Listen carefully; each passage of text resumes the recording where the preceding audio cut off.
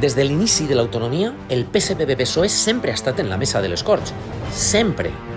Ara, per primera vegada en la història, Mazón i l'extrema dreta ens deixen fora.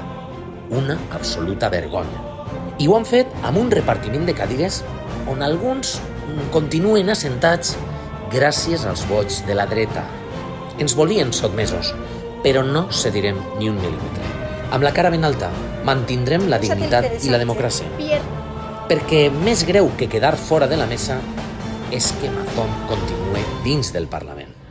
Un Mazón teledirigit per Abascal i el menyspreu. Un Mazón que menysprea les víctimes i insulta la intel·ligència col·lectiva. Han convertit la mesa en un instrument sectari, però l'oposició que mereix el poble valencià la farem nosaltres. No callarem, no retrocedirem i seguirem avant.